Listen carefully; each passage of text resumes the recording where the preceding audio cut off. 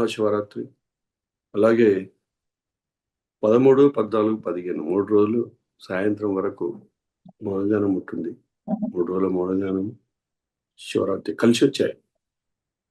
తప్పకుండా ప్రతి ఒక్కరూ వచ్చే ప్రయత్నం చేయండి. తెలియని వాళ్లకు చెప్పండి. ధ్యానమిత్రులందరికీ నమస్కారం. Wonderful day, wonderful meditation. చక్కటి ధ్యానం చేశాం. జ్ఞానాన్ని తెలుసుకుందాం. స్వర్గము, నరకం.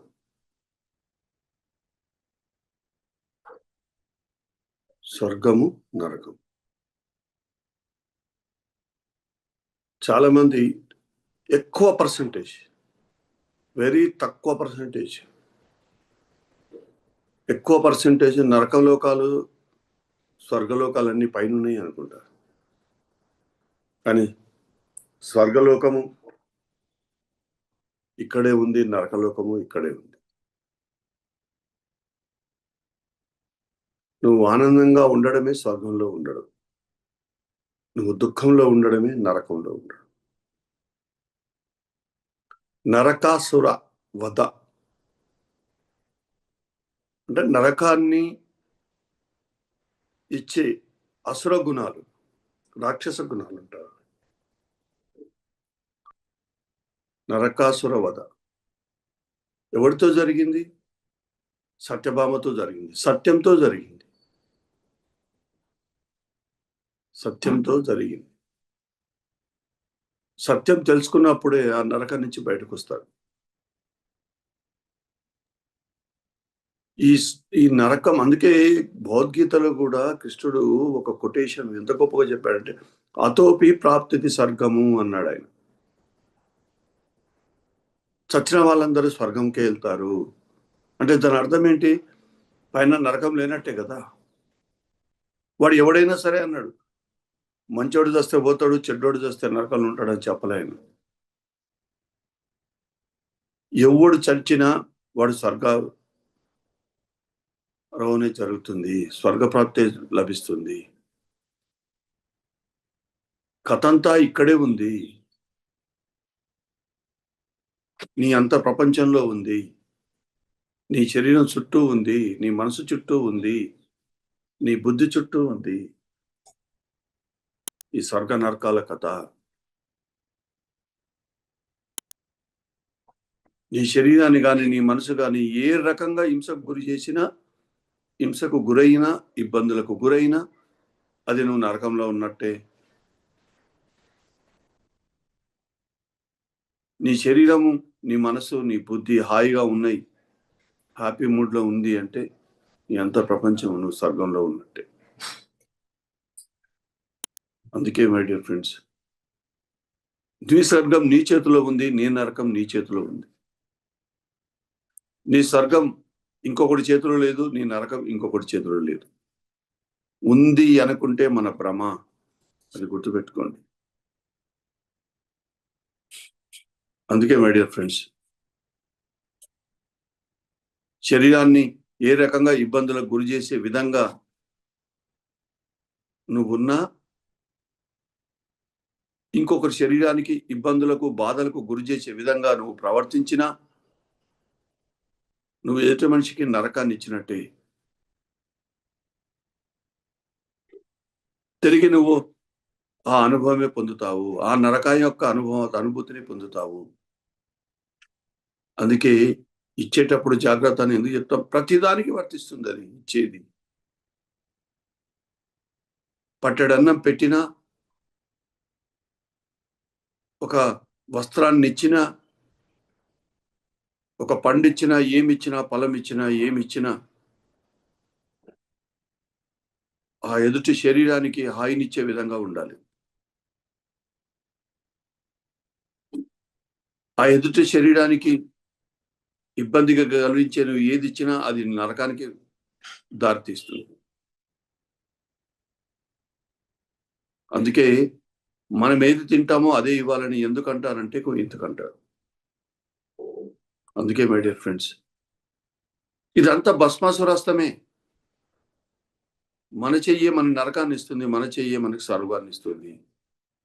ఇంకొకటి చెయ్యి మనకు నరకాన్ని ఇవ్వలేదు, ఇంకొక చెయ్యి మనకు స్వర్గాన్ని ఇవ్వలేదు.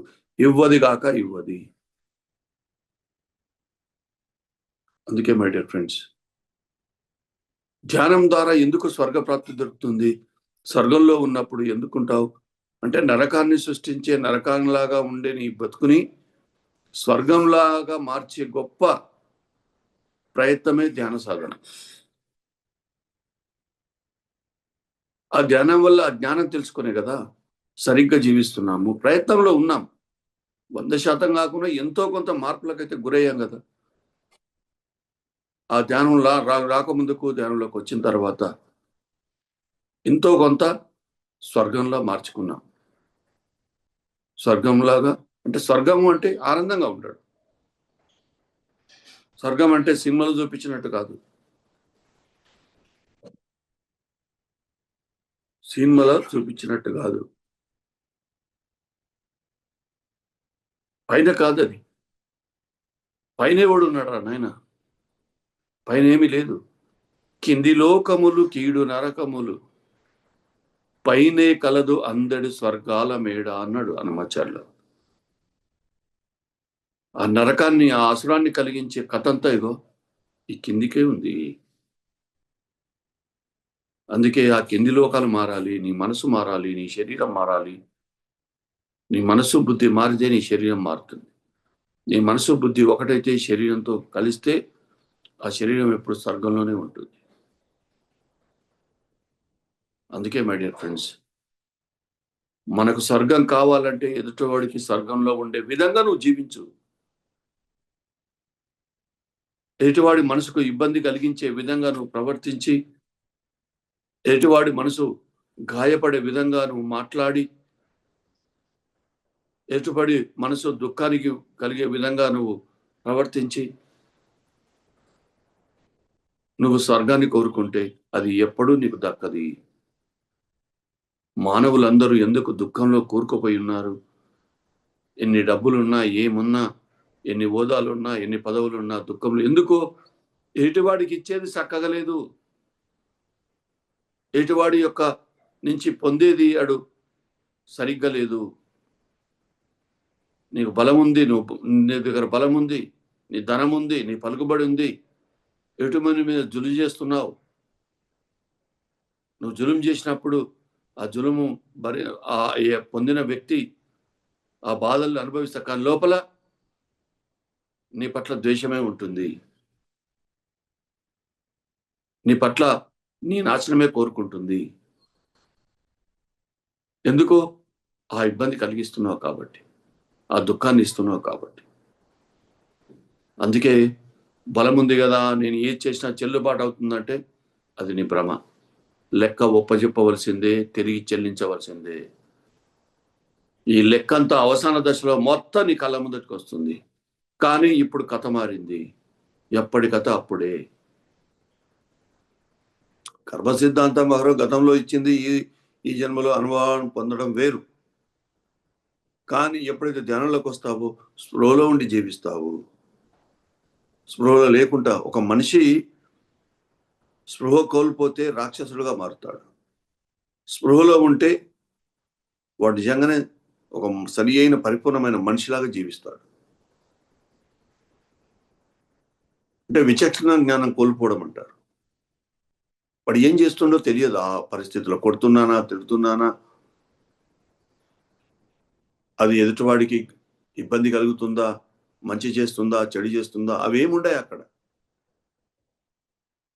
స్పృహలో లేని స్థితి అంటారు. విచక్షణ జ్ఞానం కోల్పోయిన స్థితి అంటారు. కానీ తర్వాత ఎప్పుడైతే వ్యక్తి చేసిన తప్పుని తెలుసుకొని సరిదిద్దుకుంటాడో ఆ మనిషి తిరిగి తప్పులు చేయడం సహజం. గుర్తుపెట్టుకోండి. పొరపాట్లు జరగడం సహజము.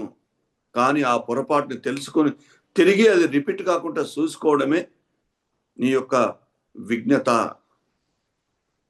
నీ కామన్ సెన్స్ అంటారు దీన్ని. కామన్ సెన్స్ అనేది చాలా ముఖ్యమైన విషయం. విచక్షణ జ్ఞానం. ఏ పరిస్థితికి అనుకూలంగా అలా మాట్లాడడం, అలా జీవించడం. పత్తి గారు ఎప్పుడు చెప్పారు, నా దగ్గర టన్నులు టన్నులు కామన్ సెన్స్ ఉంది, నాకు మూడో కన్ను లేదు.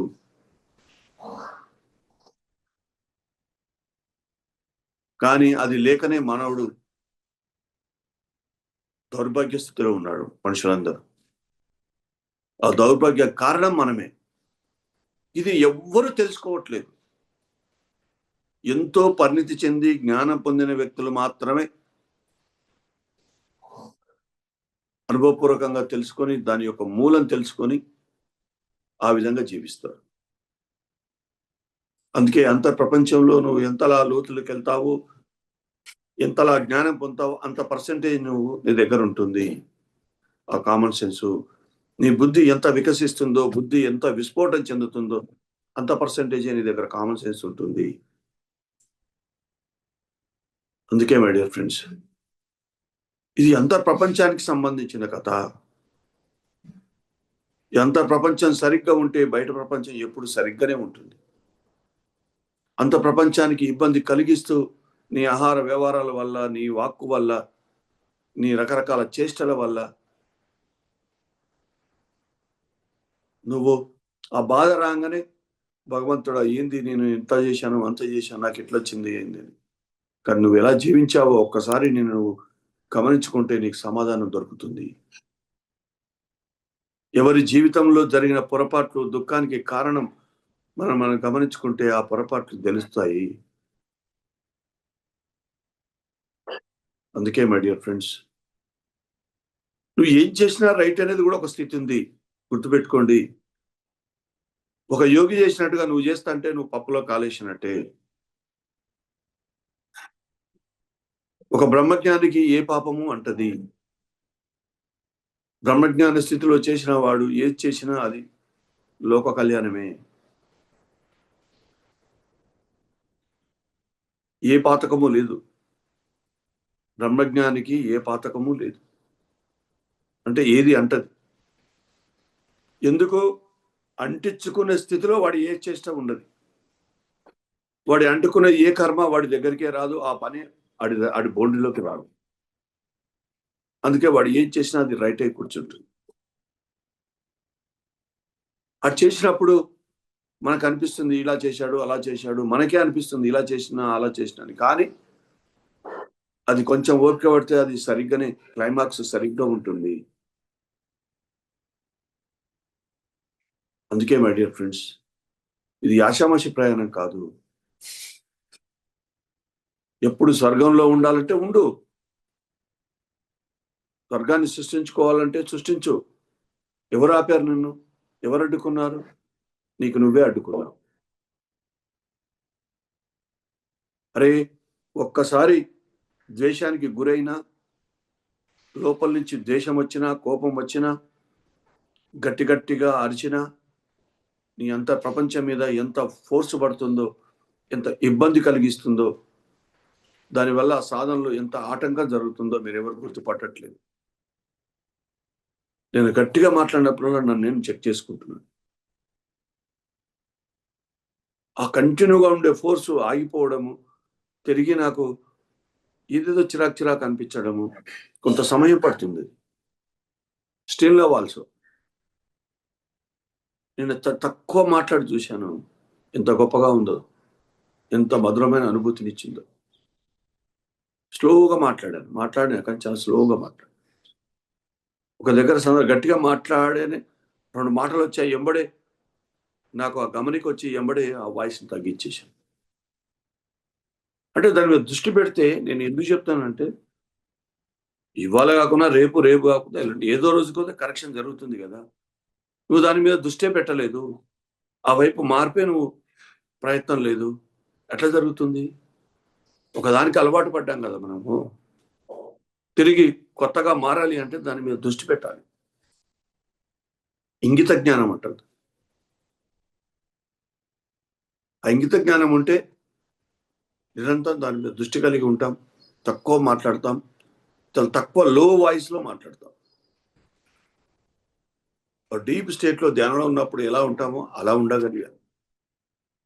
అలా ఉండడమే నువ్వు మాట్లాడావు పక్కవాడికి వినబడకుండా నువ్వు మాట్లాడితే నీ ఉనికి లేకుండా నువ్వు ఉన్నట్టే. అజ్ఞాతవాసం కట్టితే మామూలు కథనే అది. ఊరికనే అంతర్ప్రపంచంలో ఉన్న ఆత్మశక్తుల మేల్కొల్పు ఎట్ట జరుగుతుంది? సాధన సరిపోదు. సాధన ఒక్కటే కాదు, నిన్ను సరి చేసుకోవడానికి కొంత నీ ప్రయత్నం కూడా ఉండాలి.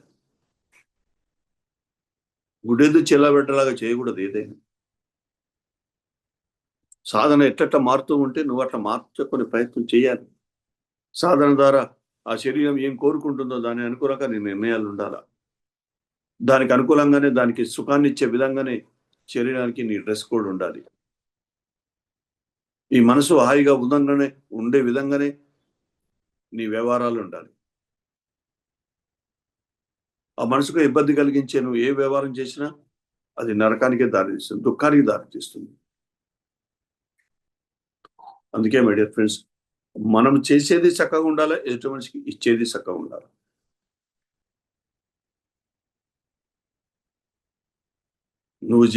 నీకు నువ్వు తీసుకునే ఆహారం చక్కగా ఉండాలి, ఎదుటి మనిషికి ఇచ్చేది ఆహారం చక్కగా ఉండాలి. నీ అంత ప్రపంచంలో నీ ఆలోచన విధానం, నీ భావనాక్షేత్రం సరిగ్గా ఉంచుకునే ప్రయత్నం చేయాలి. ఎటు వాళ్ళ పట్ల ఇచ్చే విధానం కూడా చక్కగా ఉండాలి. అందుకే ఇచ్చిపుచ్చుకునేది చక్కగా ఉండాలి. ఇచ్చిపుచ్చుకునేది చక్కగా ఉంటే వచ్చిపోయే దారి చక్కగా ఉంటుంది. వచ్చిపోయే దారి వదిలించుకోవాలంటే ఇచ్చిపుచ్చుకోవడం సరిగ్గా ఉండాలి. ఇచ్చిపుచ్చుకోవడం చక్కగా లేనప్పుడు వచ్చిపోయే దారి వదిలించుకోవడం నీ వల్ల కాదు. వస్తూనే ఉంటావు, పోతూనే ఉంటావు. నీ రాక తప్పదు, నీ పోక తప్పదు. ఈ రాకపోకలు సరిగ్గా ఉండాలన్నా నువ్వు స్వర్గం ఎంతలా సృష్టించుకుంటున్నావో, నిరంతరం ఎంతలా స్వర్గంలో ఉంటున్నావో దాన్ని బట్టే ఉంటుంది ఆ కథ.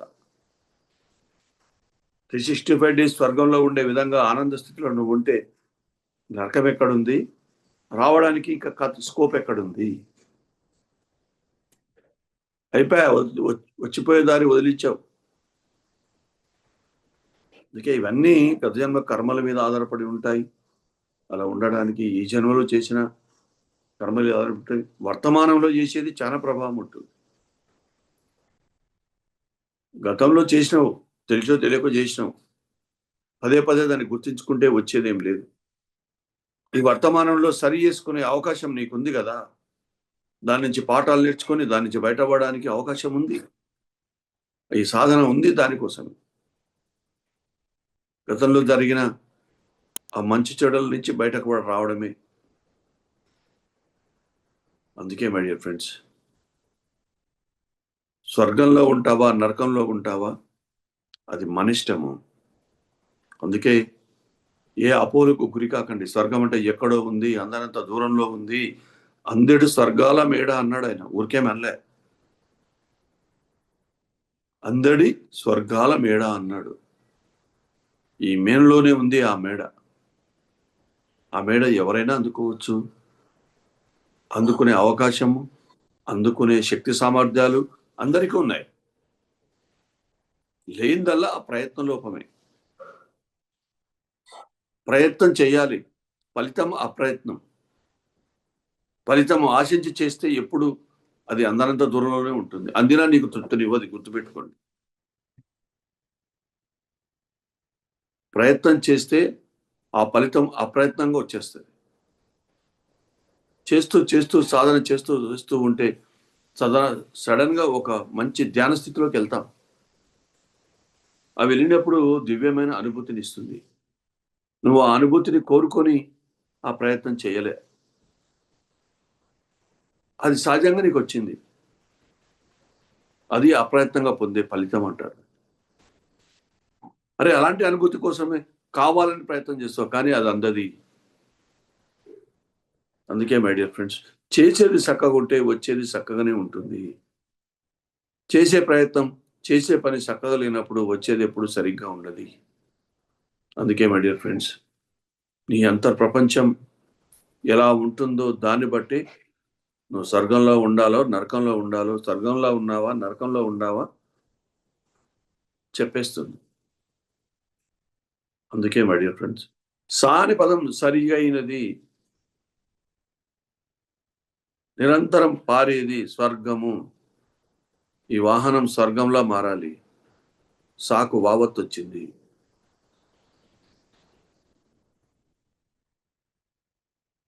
అందుకే మై డియర్ ఫ్రెండ్స్, అసలు గుణాలు ఉంటాయి పర్సంటేజ్. అందుకే యుద్ధాలు ఎందుకున్నాయి? రామాయణంలో యుద్ధం ఉంది, మహాభారతంలో యుద్ధం ఉంది, శివపురాణంలో యుద్ధాలు ఉన్నాయి. యుద్ధాలు ఎక్కడి నుంచి వచ్చాయి? అంతర్ ప్రపంచానికి సంబంధించిన యుద్ధం. ఆ నరకాన్ని సృష్టించే ఆ గుణాల్లో అసురతత్వానికి సంబంధించిన యుద్ధం. అసుర యుద్ధం అది. అసురుల మీద యుద్ధం. అది బయట జరిగింది కాదు, లోపలి కథ. బయట అలా కథల రూపంలో చూపించారు తప్ప నరకాన్ని సృష్టించేవాడు బయట ఎవడు ఉన్నాడు మన భ్రమ కాకపోతే? మనం ఎంతసేపు బయట వ్యక్తులను చూస్తాం. వాడట్టా, వీడిట్టా, వాడు దుర్మార్గుడు, వీడు దుష్టుడు, వాడు మంచోడు, వీడి చెడ్డోడు. వాటి నుంచి ద్వంద్వాల నుంచి కూడా బయటకు వచ్చి లోపల ఉన్న నరకాన్ని సృష్టించే నీ అసలు గుణాల పట్ల నీకు దృష్టి కలిగితే, దాని పట్ల నీకు అవగాహన వస్తే, అవి వదిలించుకోవాలనే నీకు స్పృహ ఉంటే ఖచ్చితంగా బయటకు వస్తావు. అందుకే మీ గుణాల మీద దృష్టి పెట్టండి, ఎదుటల గుణాల మీద కాదు. మన గుణాలు చక్కగా ఎంతంత మారుతూ ఉంటే, ఎదుటల గుణాలు వాళ్ళు ఎలా మార్చుకోవాలో వాళ్ళ టైం వచ్చినప్పుడు వాళ్ళకు నీకు 2-3 జన్మల డిఫరెన్స్ ఉందనుకో, అట్లా ఎందుకు వస్తారు వాళ్ళు? ఇంకొక 3 జన్మల తర్వాత నీ గుణాలు ఎలా ఉన్నాయో ఆ గుణాల స్థితిలోకి ఇంకొక 3 జన్మల తర్వాత వస్తారు. వాళ్ళ స్థితిలో ఉంటే నువ్వేం చేస్తావు? నువ్వు చెప్పినంత మాత్రాన వాళ్ళు మారుతారా? మనం ఈ చెప్తున్నాను అంటే నాకు నేనే చెప్పుకుంటున్నాను. 2, ఈ చెప్పడం వల్ల ఎవరికి ఎలాంటి ఫలితం జరుగుతుందో, ఎవరు మార్చుకోవాలనుకుంటున్నారో, ఎవరికి ఉపయోగపడుతుందో వాళ్ళు తీసుకుంటారు. దీంట్లో ఇన్నోళ్ళందరూ బాగుపడతారని కాదు. ఎవరికి ఏది అవసరమో అది తీసుకుంటారు. ఎవరు ఎంత తీసుకోవాలో అంత తీసుకుంటారు. ఇచ్చేది నా బాధ్యత, తీసుకునేది మీ బాధ్యత. నా లోపల నుంచి ఎంత ఉందో అంత నేను ఇస్తాను. మీరు ఎంత ఒడిసి పట్టుకోగలుగుతారో అంతనే ఒడిసి పట్టుకుంటారు. మీకు ఎంత అర్హత ఉందో అంతనే మీరు అందుకుంటారు ఆ జ్ఞానాన్ని కూడా. ఏదైనా అంతే. నువ్వు ఎంత బరువు ఆడ వందల టన్నుల బంగారం ఉన్నంత మాత్రాన నువ్వు వందల కేజీలు ఎత్తుకపోవు కదా. నువ్వు ఎంత బరువు మోస్తావో అంతే తీసుకుపోగలుగుతావు. శక్తికి మించి తీసుకపోలేవు కదా. శక్తికి మించి తీసుకోపోతే అక్కడే కొలాప్స్ అయిపోతావు, అక్కడే కూలబడిపోతావు. ఇది అంతే, ఏదైనా అంతే. అందుకే మై డియర్ ఫ్రెండ్స్, ప్రపంచం ఎంత శక్తివంతంగా అవుతే భౌతికంగా కూడా నువ్వు అంత శక్తివంతంగా ఉంటావు, అలాగే జీవిస్తావు. అందుకే మై డియర్ ఫ్రెండ్స్, ఇకనైనా పక్క వాళ్ళని తప్పు పట్టకుండా, పక్క వాళ్ళని వేలెత్తి చెప్పకుండా, పక్క వాళ్ళ పర్సనల్ లైఫ్లోకి ఎంటర్ కావడం కూడా అత్యంత దరిద్రమైన అలవాటు. పక్క వాళ్ళ గురించి మాట్లాడడం, ఇంకొకరి లైఫ్లోకి తొంగి చూడడం అంటేనే అంతకంటే అసహ్యకరమైన విషయం ఇంకొకటి లేదు అని పత్తి గారు ఈ మంత్ మ్యాగజైన్లో సందేశంలో ఒక మెసేజ్లో ఉంది. శివరాత్రి సంబంధించిన మెసేజ్ కరెక్ట్. ఇంకొకటి పర్సనల్ లైఫ్లోకి ఎలా ఎంటర్ అవుతాం? ఎవరి పర్సనల్ లైఫ్ వాళ్ళకు ఉంటుంది, ఎవరి పర్సనల్ జీవితం వాళ్ళకు ఉంటుంది. అది వ్యక్తిగతం. ఆధ్యాత్మిక ప్రయాణంలో ఎవరి వ్యక్తిగతాన్ని చూడు. గమ్మత్ ఏంటంటే ఇక్కడ ప్రతి ఒక్కరూ ఎటు వాళ్ళ వ్యక్తిగతాన్ని చూసే అంచనా వేసుకుంటారు. ప్రతి ఒక్కరికి వ్యక్తిగతంగా ఎన్నో ఇబ్బందులు ఉంటాయి. యోగులకు ఉంటాయి. ఉండయని ఎవడు చెప్పాడు? నా ప్రాబ్లమ్స్ నాకున్నాయి. నా సమస్యలు లేని స్థితి ఒకటి ఉంది. వెంకటేశ్వరుడు అయ్యే మారేంత వరకు, వెంకటరమణుడుగా మారేంత వరకు జరగది. సమస్త సంకటాల నుంచి బయటపడే స్థితి అది. ఏదో ఒకటి ఇబ్బంది పెడుతూనే ఉంటుంది. కానీ 99 బాగుంటే ఆ ఒక్కటి బాగలేని పట్టుకొని ఈయనేం ధ్యానం చెప్తాడు, ఆయనదే బాగు చేసుకోలేదని కామెంట్స్. పిచ్చోళ్ళు సరిగ్గా స్ప్రో ఉంటే ఎటు వాళ్ళు యోగా ఆయన జ్ఞానం ఏ స్థితిలో ఉంది ఆ జ్ఞానం కోసం వచ్చినప్పుడు జ్ఞానం చూడాలి. చక్కగా ధ్యానం చేసుకున్నావా, జ్ఞానం తెలుసుకున్నామా అంతవరకే నీకు. అది దాటి ఎందుకు పోతావు? అది నీకు సంబంధం లేదు. అందుకే మై డియర్ ఫ్రెండ్స్, ఇవన్నీ నీ అంతర్ ప్రపంచానికి ఇబ్బంది కలిగించేయి, అంతర్ ప్రపంచంలో నరకాన్ని ఇచ్చేటి. అందుకే మై డియర్ ఫ్రెండ్స్, ఆ స్వర్గ నరకాలకు అతీతంగా నిరంతరం ఆనంద స్థితిలో ఉందాం, హాయిగా జీవిద్దాం, సాధనకు ఆటంకాన్ని కలిగించే ఇబ్బంది నుంచి బయటకు వద్దాం. మీ శక్తికి సరిపోకున్నా ఆ ఇబ్బంది నుంచి బయటపడే మార్గం మటుకు నేచర్ నుంచి సరిగ్గానే అందుతుంది. ఆ అందిన దాన్ని సరిగ్గా నువ్వు అది అందట్లేదు, ఇంకా ఇబ్బందులు ఉన్నావు అంటేనే నువ్వు ఇచ్చేది ఎలా ఉందో అది ఆలోచించుకోండి ఒకసారి. అంతర్ ప్రపంచం ఎలా దాన్ని సరిగా చూసుకుంటున్నానా లేదా ఒకసారి దాని మీద దృష్టి పెట్టి నిరంతరం ఆ వైపు ప్రయాణం చేయండి. ఆ ప్రయత్నంలో ఖచ్చితంగా అది అప్రయత్నంగానే ఆ ఫలితం వచ్చేస్తుంది, నీకు అనుకూలంగా ఉంటుంది. సాధనకు అనుకూలంగా దానికి సాధనకి ఇబ్బంది కలిగించని విధంగా నువ్వు ప్రయత్నంలో ఉంటే, గట్టి ప్రయత్నంలో ఉంటే ఖచ్చితంగా నీకు ప్రకృతి నుంచి పూర్తి సహకారాలు అందుతాయి. నీ వాతావరణం మొత్తం మార్చి నీకు అనుకూలంగా ఆ ప్రయాణం జరిగే విధంగా ఆ నేచర్ చూసుకుంటుంది. నేచర్ గొప్ప సహాయకారిగా మారుతుంది ఎప్పుడైతే. అందుకే ధ్యానిగా నువ్వు మారడం మొదలవుతే ప్రకృతికి దగ్గరగా, నేచర్కు దగ్గరగా వెళ్తావు. నువ్వు వేరు నేచర్ వేరు కాని విధంగా నువ్వు ఉన్నప్పుడు నేచర్ ఆఫ్ లాస్ మొత్తం నీకెందుకు వర్తిస్తాయి? మొత్తం వర్తిస్తాయి. అందుకే ప్రకృతి ఎప్పుడు కూడా ఎదుటివాడికి ఇబ్బంది కలిగించే విధంగా ప్రకృతిలో ఏది లేదు. ఒక మనిషి కూడా అలా మారాలి, మారుతాడు. వాడి అంతర్ ప్రపంచంలో ఏది కూడా పనికిరాంది ఉండదు. వాడు ఏం చేసినా లోక కళ్యాణమే జరుగుతుంది, ఎలా జీవించినా లోక కళ్యాణమే జరుగుతుంది. అదే గొప్ప ధ్యాన స్థితి, అదే దైవ స్థితి. అలాంటి దైవ స్థితిలోకి, అలాంటి దైవ సామ్రాజ్యంలోకి అందరు ప్రవేశించాలని ఈ రాబోయే మహాశివరాత్రికి అలాగే ఉందాం. శివరాత్రి రోజు మళ్ళీ తిరిగి మనం అక్కడ కలుసుకుందాం. ఈసారి మహాశివరాత్రి, శివరాత్రి కాదు మహాశివరాత్రి. ఆ మహాశివరాత్రి అంతనే మహాశివుడిగా మార్చే రాత్రి. శివుడు మహాశివుడిగా పరిణామం చెందడం కోసమే మహాశివరాత్రి అనే పదం వచ్చింది. తప్పకుండా అక్కడ ఆ కార్యక్రమానికి అందరు రావాలి. తిరిగి మనం కలుసుకుందాం. మరొకసారి మీ అందరికీ నమస్కారం.